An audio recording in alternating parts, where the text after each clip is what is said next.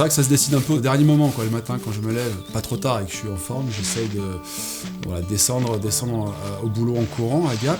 Le retour est plus compliqué parce que donc il y a toujours 18 km, mais il y a à peu près 700-800 mètres de dénivelé parce que j'essaye de pousser jusqu'au Puy de Manse et puis après de redescendre sur Ancel pour éviter la route. Des fois, la frontale, le matin, c'est dur, hein, quand il fait 0, -2, -3 degrés. Et puis une fois qu'on est chaud, c'est bon, c'est un vrai plaisir.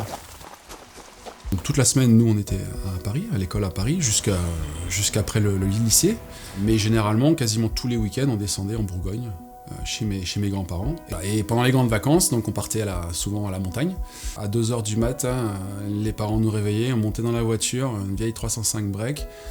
Et puis après, toute la fin de voyage, accroché à la fenêtre en train de regarder les paysages. Et petit à petit, les montagnes montaient. Et puis là, c'est une explosion de senteurs, ça sent tout de suite le foin séché, les rhododendrons, les pierres chauffées. À côté de la montagne, j'avais aussi ce goût pour la nature, pour l'agriculture, puisque je suis allé jusqu'à faire des études d'ingénieur en agronomie.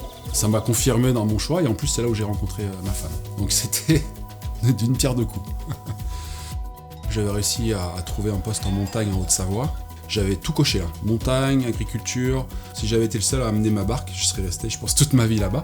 Et heureusement, à l'époque, j'avais déjà rencontré Sandrine, qui allait de La Réunion. Elle n'avait pas trouvé de boulot en Haute-Savoie là où j'étais, donc elle m'a dit j'ai envie de travailler chez moi sur mon île, donc je pars. Et c'est là vraiment où je me suis lancé dans le trail, parce que là-bas, à La Réunion, le mythe, c'est le Grand Raid, c'est la Diagonale des Fous. Moi, j'avais jamais couru plus de 20 km, quoi, hein, 20 ou 30 bornes en montagne. Et depuis, j'ai jamais trop arrêté ces ultra-trails. Après La Réunion, ce qui était important pour Sandrine, c'était de retrouver un poste stable à chaque fois. Donc on n'a pas pu tout de suite aller en montagne. Quand j'ai vu Gap, Hautes-Alpes, ça a tout de suite réveillé les anciens souvenirs. Et je me suis dit là, on y va. Sandrine était plus tentée par le sud de Gap, un peu plus le côté provençal, un peu plus sa chaleur.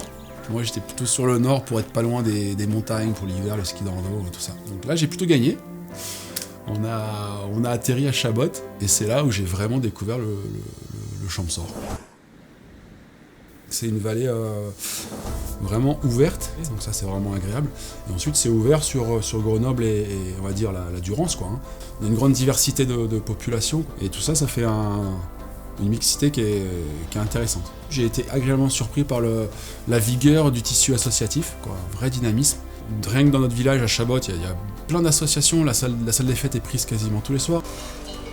J'ai eu beaucoup de chance quand je suis arrivé dans le Champsaur, j'ai voulu me lancer dans ce projet agricole, et donc j'ai tout de suite été accueilli dans la famille d'Ancel.